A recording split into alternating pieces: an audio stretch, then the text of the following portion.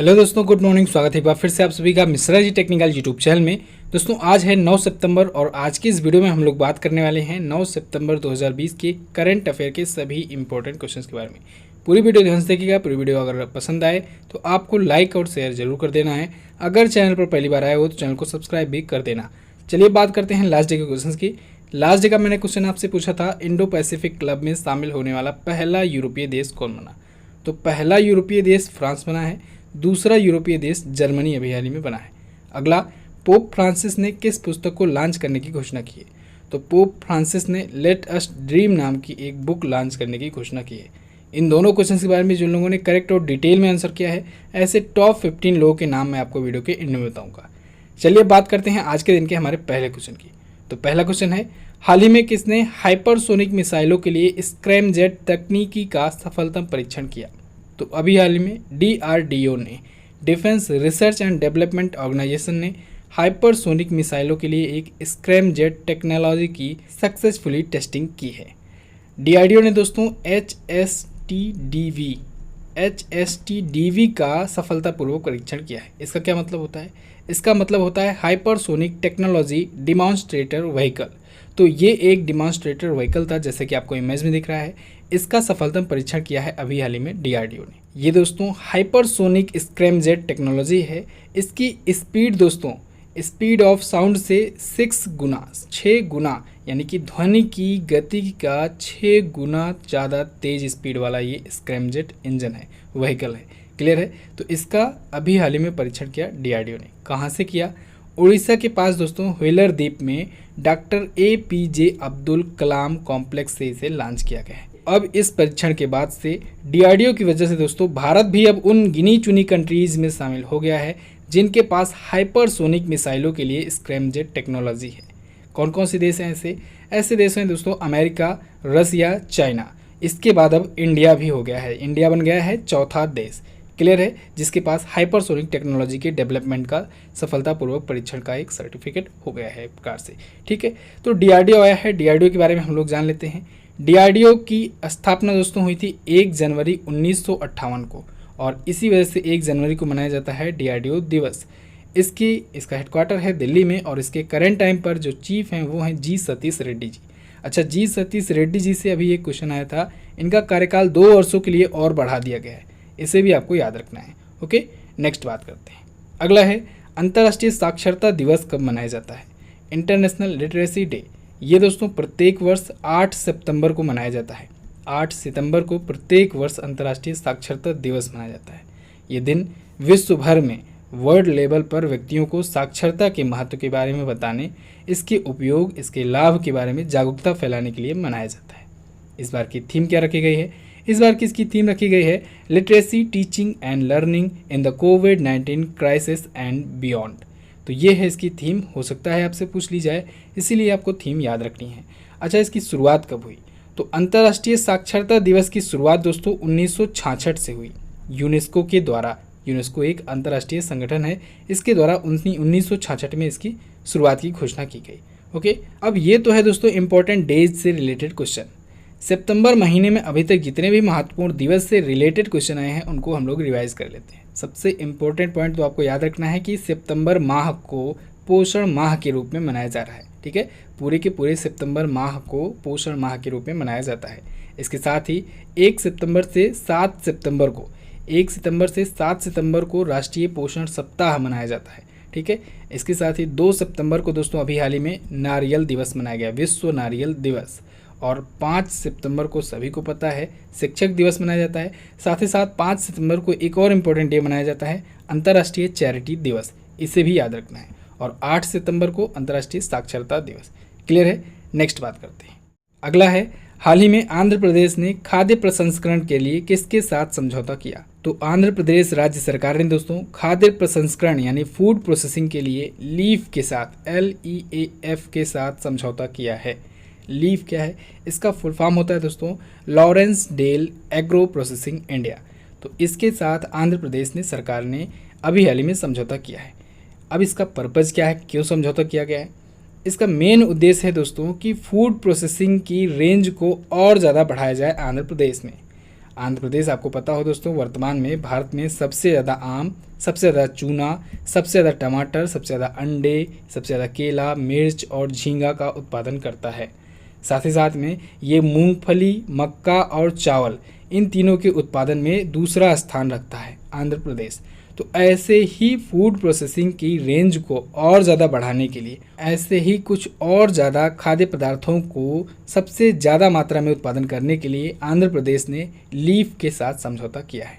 Clear? तो इस समझौते से अपने फूड प्रोसेसिंग की रेंज को और ज़्यादा बढ़ाएगा आंध्र प्रदेश, साथ ही साथ अपने किसानों को लाभ वगैरह भी दिलाएगा। क्लियर है? अब आंध्र प्रदेश देख लीजिए मैप में, ये रहा आंध्र प्रदेश। हैदराबाद इसकी अभी राजधानी है, लेकिन आने वाले दिनों में इसकी 3 राजधानियां हो जाएंगी। कौन कौन सी? एक होगी विशाखापत्तनम में, एक होगी अमरावती में और एक होगी कुर्नूल में। तो आने वाले दिनों में इसकी 3 राजधानियां होने वाली हैं आंध्र प्रदेश की। जगन मोहन रेड्डी जी यहाँ पर हैं YSR कांग्रेस पार्टी से चीफ मिनिस्टर। विश्वभूषण हरिचंद्रन जी हैं इसके करंट टाइम पर गवर्नर। आंध्र प्रदेश अपना बॉर्डर किससे किससे शेयर करता है? तो आंध्र प्रदेश अपना बॉर्डर ओडिशा से, छत्तीसगढ़ से, तेलंगाना से, कर्नाटका से और तमिलनाडु से शेयर करता है। ठीक है। अच्छा, भाषाई आधार पर अलग होने वाला पहला राज्य आंध्र प्रदेश से बना था, इसे भी ध्यान रखना है आपको। ठीक है। आंध्र प्रदेश हाई कोर्ट, यहाँ के चीफ जस्टिस कौन है? चीफ जस्टिस जानने से पहले आप लोग जानिए दोस्तों, आंध्र प्रदेश का हाई कोर्ट भारत का सबसे लास्ट हाई कोर्ट है, भारत का 25वां हाई कोर्ट है। भारत में टोटल 25 हाई कोर्ट हैं, सबसे आखिरी हाई कोर्ट आंध्र प्रदेश का हाई कोर्ट है। और आंध्र प्रदेश हाई कोर्ट के चीफ जस्टिस हैं JK माहेश्वरी। कौन है? JK माहेश्वरी जी। नेक्स्ट बात करते हैं। अगला है, हाल ही में किसने the state of young child in India report जारी की? तो अभी हाल ही में हमारे उपराष्ट्रपति M वेंकैया नायडू जी ने the state of young child in India नाम से एक रिपोर्ट जारी की है। ये रिपोर्ट दोस्तों मोबाइल क्रेच द्वारा तैयार किया गया है। देश में स्वास्थ्य और पोषण को लेकर के एक रिपोर्ट ये तैयार की गई है। इस रिपोर्ट में बताया ये गया है कि भारत में 21% यानी कि 6 साल की उम्र के लगभग 159 मिलियन बच्चे ऐसे हैं जो कुपोषण का शिकार हैं। साथ ही साथ 36% बच्चे ऐसे हैं जो कम वजन का शिकार हैं, यानी औसत वजन से कम वजन है उनका। इसके साथ ही 38% पूरी तरीके से टीकाकरण नहीं हो पाता है, 38% बच्चों का। ये सब चीज़ें हमारी भारत की मीडिया नहीं दिखाती है। भारत की मीडिया क्या दिखाती है? रिया चक्रवर्ती गिरफ्तार हो गई। इसके अलावा दोस्तों इस रिपोर्ट में एक इंडेक्स भी जारी किया गया है। इस इंडेक्स का नाम है यंग चाइल्ड आउटकम इंडेक्स, और इस इंडेक्स में सबसे अच्छे प्रदर्शन करने वाले 5 राज्य और सबसे बुरे प्रदर्शन करने वाले 5 राज्यों की लिस्ट बताई गई है। कौन कौन से? जैसे सबसे अच्छे प्रदर्शन करने वाले राज्यों में है केरल, गोवा, त्रिपुरा, तमिलनाडु और मिजोरम। और सबसे खराब प्रदर्शन करने वाले राज्यों में है बिहार, उत्तर प्रदेश, झारखंड, मध्य प्रदेश और छत्तीसगढ़। तो ये कंप्लीट है report the state of young child in India की। क्लियर दोस्तों? कल MZT ऐप पर महा करंट अफेयर क्विज आयोजित कराई गई, जिसमें पिछले 1 साल के करंट अफेयर का टॉप 100 क्वेश्चंस दिया गया था मॉक टेस्ट में, और बहुत लोगों ने उसे सॉल्व किया है। लोगों को बहुत मज़ा आई। एक इश्यू आ गया था थोड़ा सा, क्योंकि 12 बजे मैंने कहा था एग्जैक्ट टाइम पर सभी को आ जाने को, एक साथ कई यूजर्स आ गए थे, इस वजह से ऐप थोड़ा सा क्रैश हो गया था कुछ टाइम के लिए।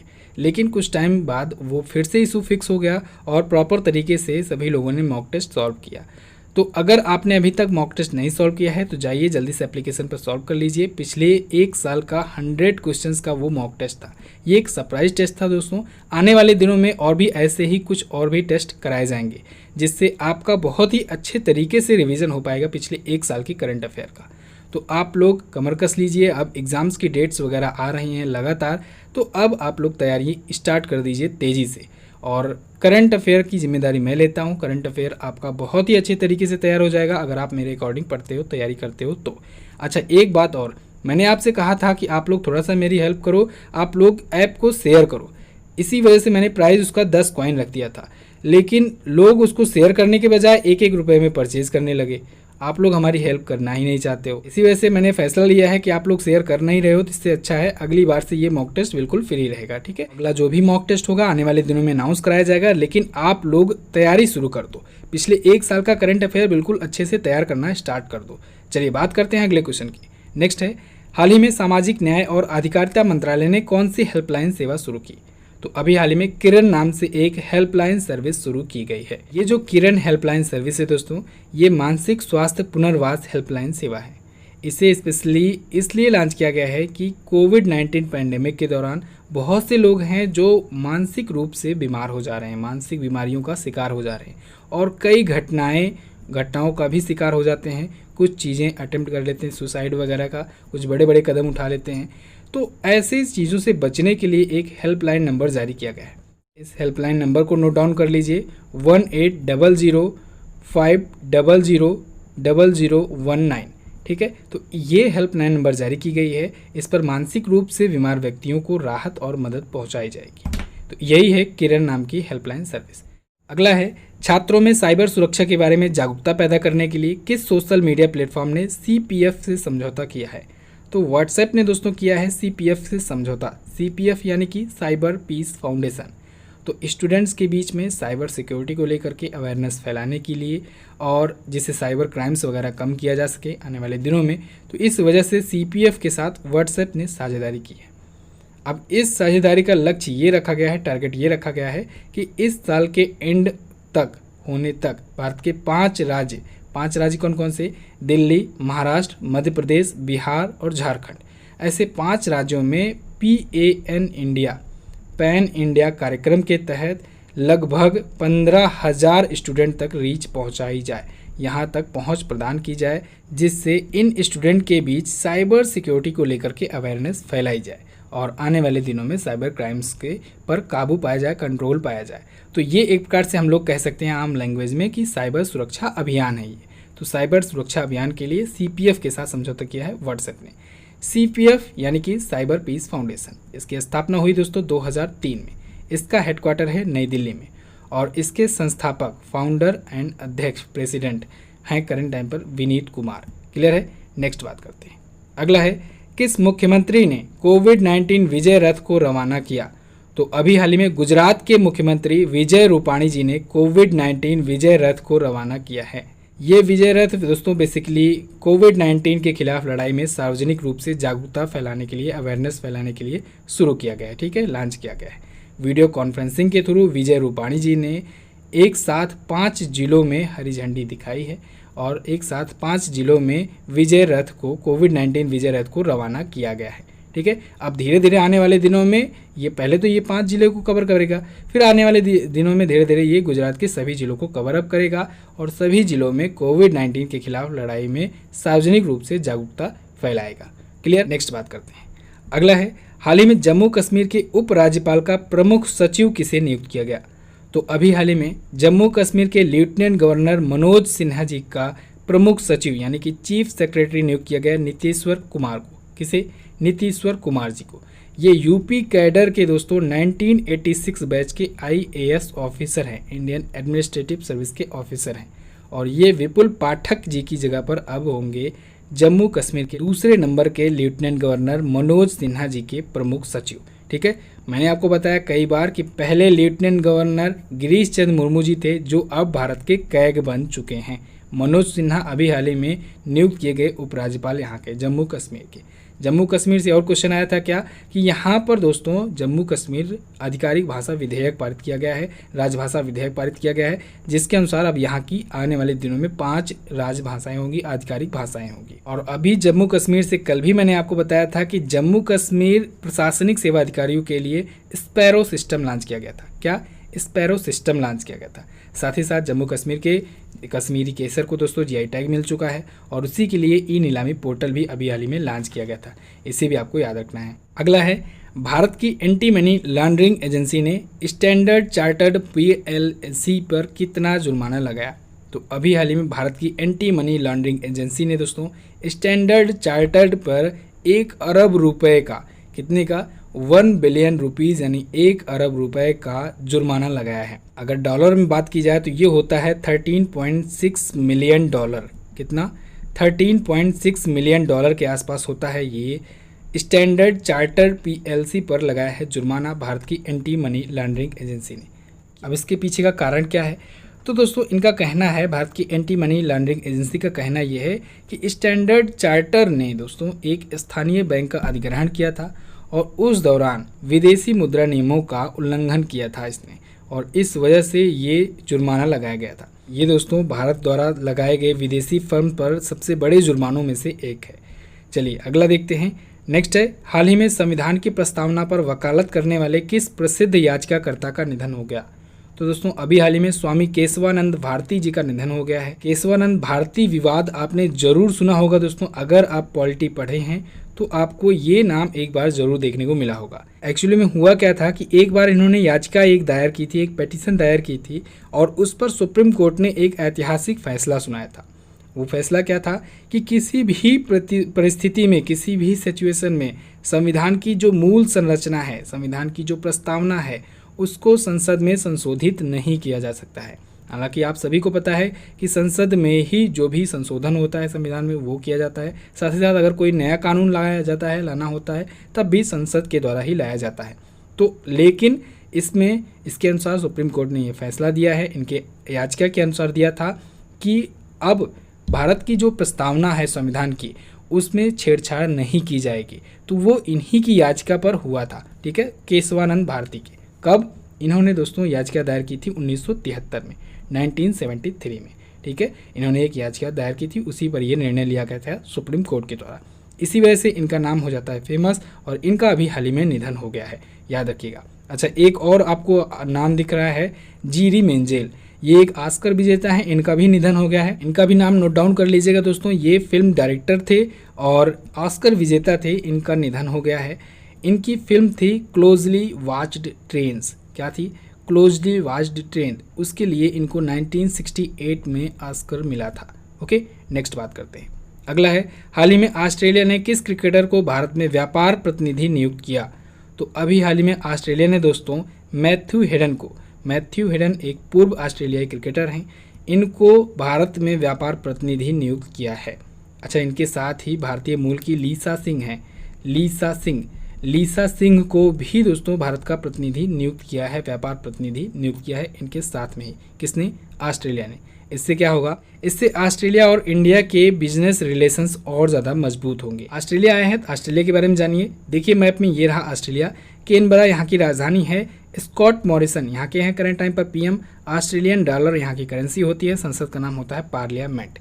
ये दोस्तों ऑस्ट्रेलिया महाद्वीप में आता है। ऑस्ट्रेलिया महाद्वीप विश्व का सबसे छोटा महाद्वीप होता है। क्लियर है बिल्कुल? तो बस दोस्तों ये तो थी हमारी आज के दिन की करंट अफेयर। कैसी लगी आपको वीडियो आप लोग कमेंट करके हमें बता दीजिए। वीडियो अगर पसंद आई है तो वीडियो को लाइक और शेयर कर दीजिए। अपने दोस्तों के साथ शेयर करना मत भूला कीजिए। वीडियो को आप लोग शेयर करते हो तो अच्छा लगता है, हमें भी मोटिवेशन मिलता है थोड़ा सा, तो वीडियो को शेयर कर दिया करो। चैनल पर पहली बार आया हो, चैनल को सब्सक्राइब करके बेल आइकन को प्रेस कर देना। आने वाली वीडियोज़ का नोटिफिकेशन आपको टाइम टू टाइम मिलता रहेगा।